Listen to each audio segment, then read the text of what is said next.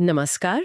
हम सब महाभारत की उस कहानी से तो वाकिफ हैं ही जहां अर्जुन युद्ध के मैदान में अपने हथियार डाल देते हैं। लेकिन आज हम इस घटना को सिर्फ एक कहानी की तरह नहीं देखेंगे। हमारे पास धर्म स्कॉल अर्जुन्स बैटलफील्ड डिलेमा नाम की एक स्क्रिप्ट के कुछ अंश है और इनके जरिए हम एक सवाल पूछेंगे। सवाल ये कि क्या कृष्ण का जवाब जो गीता का आधार बना वो वाकई एक नैतिक उपदेश था या फिर एक सेनापति को लड़ने के लिए तैयार करने की एक बहुत ही शानदार मनोवैज्ञानिक चाल थी।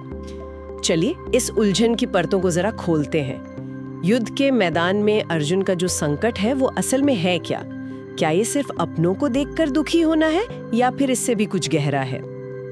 देखिए, कहानी की शुरुआत में अर्जुन की जो हालत है वो सिर्फ दुख नहीं है, वो एक तरह का आप कह सकते हैं वजूद का संकट है। उनके सामने कोई दुश्मन सेना नहीं है, बल्कि उनका अपना अतीत, उनकी अपनी पहचान खड़ी है। पहचान कैसे?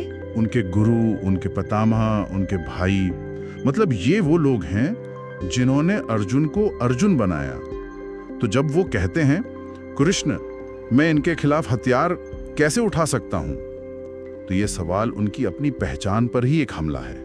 अच्छा, तो ये सिर्फ प्रेम नहीं है, शायद एक तरह का आभार भी है कि जिन लोगों ने मुझे बनाया, सिखाया, मैं उन्हीं को खत्म कैसे करूं? ये तो अपने अतीत को मिटाने जैसा हो गया। बिल्कुल। यहाँ तो धर्म की परिभाषा ही उलझ जाती है। हाँ, और यही इस दुविधा का असली केंद्र है।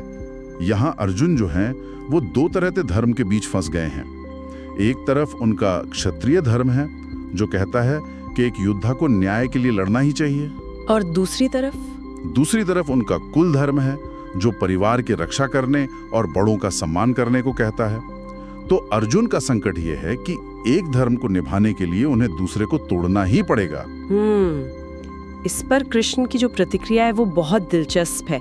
वो अर्जुन की भावनाओं को मतलब खारिज नहीं करते, लेकिन वो इस पूरी समस्या को एक अलग ही नजरिए से दिखाते हैं। जी, वो इस व्यक्तिगत संकट को एक लौकिक मतलब एक कॉस्मिक स्तर पर ले जाते हैं। कॉस्मिक स्तर पर? हाँ, कृष्ण सबसे पहले अर्जुन के नजरिए को ही चुनौती देते हैं। वो दो मुख्य तर्क सामने रखते हैं। पहला, वो अर्जुन को उनके स्वधर्म की याद दिलाते हैं। स्वधर्म मतलब वो परम कर्तव्य जो उनके क्षत्रिय या कुल धर्म से भी ऊपर है। कृष्ण के मुताबिक ये युद्ध व्यक्तिगत है ही नहीं, ये समाज में न्याय और व्यवस्था को फिर से स्थापित करने के लिए है। तो इस बड़े लक्ष्य के सामने पारिवारिक रिश्ते छोटे हो जाते हैं? हाँ, वो गौण हो जाते हैं। ठीक है, तो पहला तर्क हुआ कर्तव्य का, जो समाज से जुड़ा है। लेकिन अर्जुन का संकट तो बहुत व्यक्तिगत है। वो तो अपनों को खोने के डर से टूट चुके हैं। कृष्ण उनके इस गहरे मानवीय डर को कैसे संबोधित करते हैं? यहीं पर कृष्ण अपना दूसरा और सबसे गहरा दार्शनिक तर्क पेश करते हैं, आत्मा की अमरता का। वो कहते हैं कि तुम जिसे मार रहे हो वो तो सिर्फ शरीर है, आत्मा तो अजर अमर है, वो न जन्म लेती है न मरती है। यह कहकर वो एक तरह से मौत के डर को ही बेमानी साबित करने की कोशिश करते हैं। एक मिनट, लेकिन कृष्ण की यह बात ये थोड़ी कठोर भी लग सकती है ना? क्या ये एक तरह से हिंसा के लिए एक बौद्धिक औचित्य नहीं है? बिल्कुल। आप किसी से कह रहे हैं कि जिसे तुम मार रहे हो वो असल में मर ही नहीं रहा, इसलिए तुम अपना काम करो। क्या ये एक तरह की भावनात्मक हेरफेर नहीं है? ये एक बहुत जरूरी सवाल है, और अगर इसे सिर्फ सतह पर देखा जाए तो हाँ, ऐसा लग सकता है। लेकिन कृष्ण का असली उद्देश्य अर्जुन को भावनाओं से शून्य करना नहीं है। तो फिर क्या है? वो उन्हें उनकी भावनाओं के पार देखने में मदद करना चाहते हैं। यहीं पर लगाव का विचार आता है।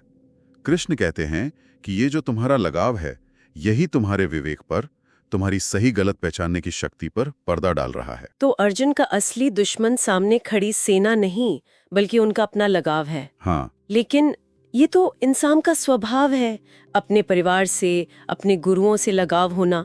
क्या कृष्ण अर्जुन से ये कह रहे हैं कि वो अपनी सारी भावनाएं खत्म कर दें? ये तो इंसानियत के खिलाफ जाता है। नहीं, और यहीं पर कृष्ण उदासीनता और अनासक्ति के बीच का फर्क समझाते हैं। अच्छा। वो उदासीन यानी इंडिफरेंट होने को नहीं कह रहे। उदासीन होने का मतलब है कि आपको किसी चीज से कोई फर्क ही नहीं पड़ता। अच्छा। कृष्ण अनासक्त यानी डिटैच्ड होने की बात कर रहे हैं। मैं अभी भी अनासक्ति और उदासीनता के फर्क को लेकर थोड़ी उलझन में हूँ। मतलब अगर कोई सैनिक लड़ते हुए ये सोचे कि उसे हार जीत से फर्क नहीं पड़ता, तो क्या वो अपना 100% देगा? इसे एक सर्जन की मिसाल से समझिए। ठीक है। अगर अपना काम पूरी सटीकता से करना होता है, वो उदासीन नहीं है, उसे मरीज की गहरी परवाह है, लेकिन वो उस पल में अपने लगाव को अपने कर्तव्य पर हावी नहीं होने दे सकता। कृष्ण अर्जुन से ठीक यही करने को कह रहे हैं। अच्छा, तो ये एक तरह का मनोवैज्ञानिक उपकरण हुआ, अपनी भावनाओं को देखना, उन्हें समझना, पर उन्हें अपने फैसलों पर हावी ना होने देना। बिल्कुल। और दिलचस्प बात यह है कि ये सिर्फ एक आध्यात्मिक विचार नहीं है। आज के दौर में जिसे हम इमोशनल रेगुलेशन या कॉग्निटिव डिस्टेंसिंग कहते हैं, ये उसका एक बहुत ही उन्नत संस्करण है। सही बात है। कृष्ण अर्जुन को अपना कर्म यानी युद्ध पूरी योग्यता और समर्पण से करने को कह रहे हैं, लेकिन उसके परिणाम से, मतलब जीत, हार, प्रशंसा या निंदा, हाँ, इन सब से खुद को न जोड़ने की सलाह दे रहे हैं। कर्म करो, फल की चिंता मत करो। और कहानी में हम देखते हैं कि इन तर्कों का अर्जुन पर गहरा असर होता है। उनका दुख एकदम से खत्म नहीं हुआ है, लेकिन अब उन्हें एक रास्ता दिखने लगा है। हाँ, और फिर वो अपना गांडीव धनुष उठाते हैं। ये एक बहुत शक्तिशाली एक सांकेतिक क्षण है।